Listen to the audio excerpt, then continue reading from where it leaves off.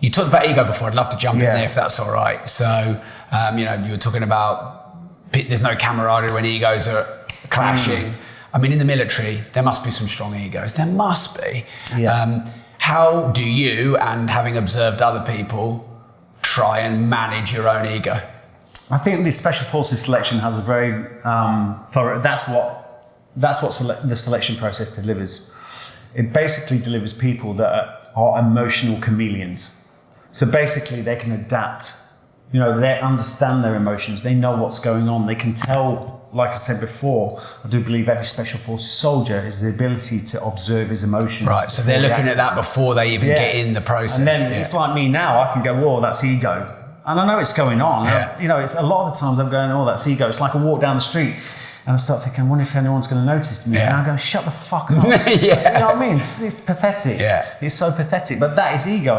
But I know to cut it off. But unless you know that process, it becomes a problem, and that's people don't understand it. They just think it's them. It's not. It's their ego and flaring up. But basically, Special Forces soldiers, I believe, have got that ability to be able to observe when these things are happening. They can be able to control their emotions, and especially when it comes to ego, they can chop it off straight away and go, "Whoa, push that back."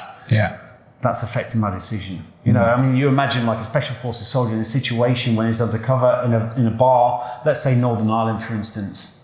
He's undercover, he's got his eyes on the target, someone wants to come up in a bar and fight him. You know what I mean? And starts, questioning his toughness. Yeah.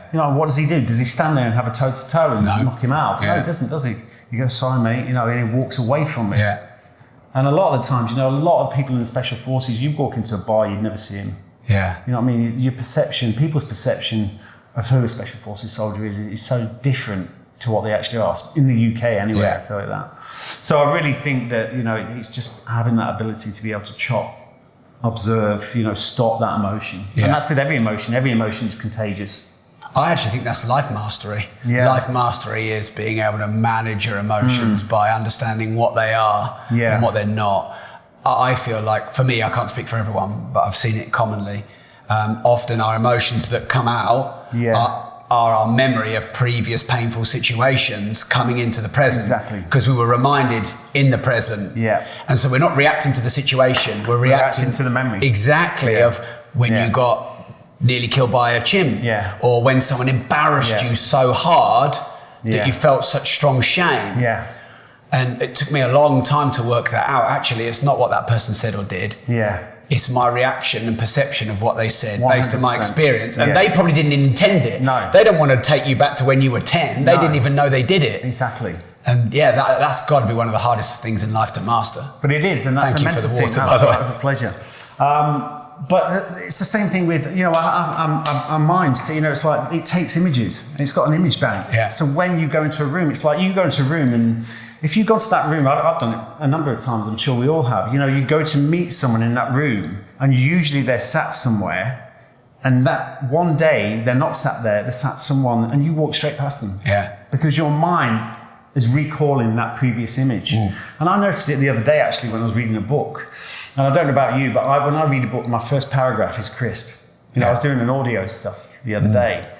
But then what happened, I was noticing, the further I got into the script, and you can be a bit bored of it or whatever, but the further you get in, I was trying to predict what it was going to say. Yeah. You know what I mean? Instead of the first one, it's clean, you're not predicting because it's new, but then the further I got into it, I was starting to mess up more because I was trying to predict the text from what I'd already said. Do you know what I mean? So I think that, it's the same thing. Your brain is full of images. It tries to fit every new situation to an old situation. Yeah.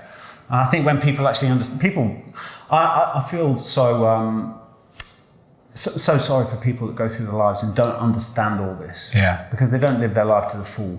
And, they go to the graves they're probably very disappointed and, live a life quite meaningless. But, I don't mean to sound like but I just think, the sooner people actually realise how we work as humans, I think that's massive. We're born, we get into these bodies and then we jump in and we're like that. Right, where are we going? Yeah. You know what I'm saying? We think we're fucking experts, but we're not. We're not, you know, and we don't understand. We think we think we know everything, we can do everything. We don't actually pay any attention to how the system works. And I think once you do that and you understand how we work, how you can observe your emotions and everything else, it's a massive benefit when you know yourself.